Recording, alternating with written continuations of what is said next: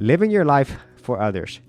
So this is something that I think many people can relate with, especially if their culture kind of like demands it in a lot of ways, because at least in the Asian culture, it's almost expected that you kind of live your life for your family, your parents, and so forth. And even though there's definitely nothing wrong with that because it is part of certain cultures, it can be a problem if it starts affecting your life in a very negative way. And so today, I'm going to be talking about how you could stop living for others and start living life on your own terms for your own life. So how do you start living life on your own terms versus living it mainly for others?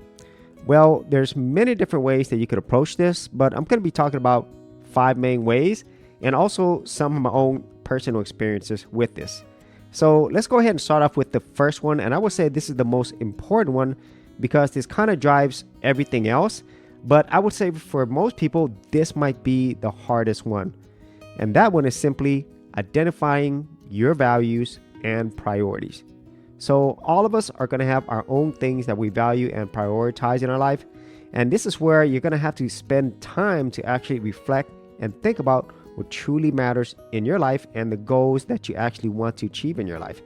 Now, whenever I talk about these things, it is something that I constantly go through. And whenever I actually had to really focus on my own values and priorities, it made me feel guilty in a lot of ways, especially since a lot of what I was doing, I just wanted to make my parents happy first, and then also my family as well, my brothers, my sisters, and so forth. I wanted them to be proud of me.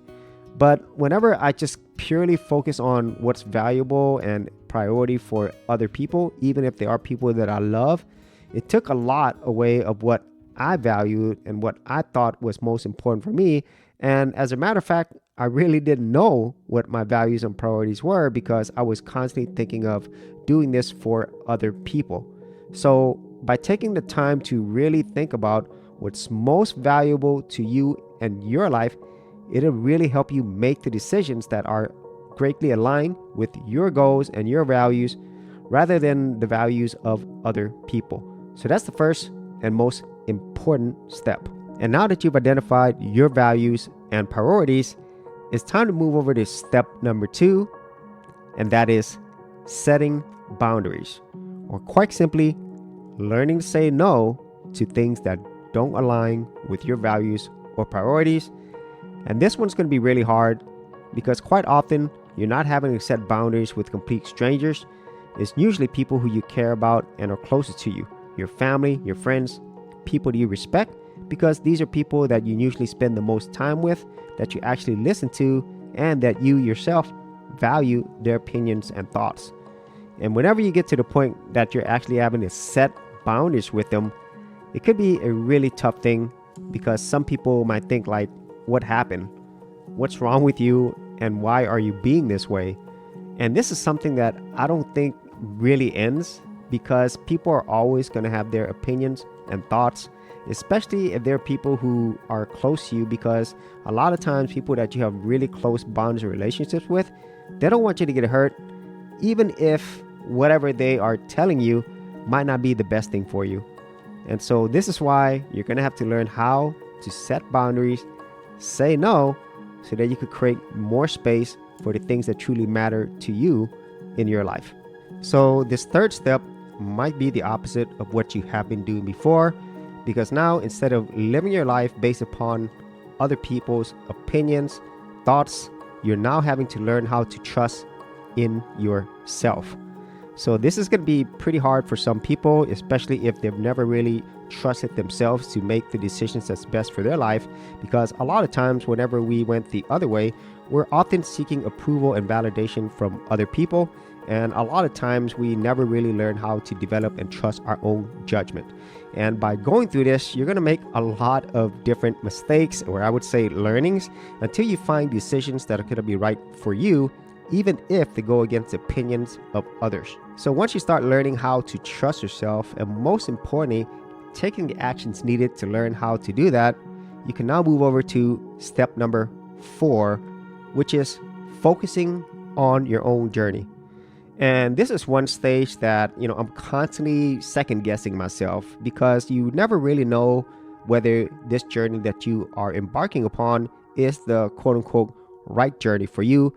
And more often than not, whatever you think your journey is going to be, it normally doesn't end up that way because, well, you are going on your own journey. It's no one else's. And even if you have other people to compare it against, it is still your own journey. And because of this, you're really going to have to focus on not comparing yourself to others. And I know that's easier said than done. But whenever you are able to be more comfortable and confident in your own journey, it makes things a lot easier because then you could continually push forward, especially when things don't go the way that you actually had anticipated, which often they don't. But once you do decide that this is your journey and your journey alone, then it makes all the difference in the world. And so the fifth step is one that I don't think a lot of people think about or might not even be aware of until they start going through this themselves. This is definitely the case for me. I didn't realize how much of an impact this would have on me until it started affecting me in a very negative way. And this is really important no matter what you're going through in your life. And that step is practice self-care. And I know that sounds really obvious, but I think this is even more important whenever you decide to go on a journey that you've not done before and that you might lose a lot of support that you had before. Plus, you're going to be taking an unknown journey. So in this case, it is even more important for you to take care of yourself physically, mentally, and emotionally, because there's going to be a lot of ups and downs. And since you have not gone through this before, it's going to be traumatic in some cases. And I really felt like so many times that I wanted to give up, in so many different ways. But as I started really focusing more on taking care of myself as best as possible throughout this really unknown but also exciting journey, it really helped me to feel more grounded and centered in what I was doing, and it allowed me to push forward with the decisions that I was making. And in the end, practicing self-care is always a great step to have, no matter what your journey is. So those are some of the key steps that you could take to start living your own life versus living for others.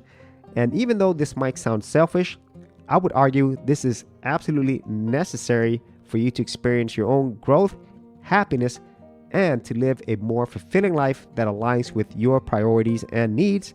And the best thing is, as you are experiencing success in your own journey, you can help other people do the same.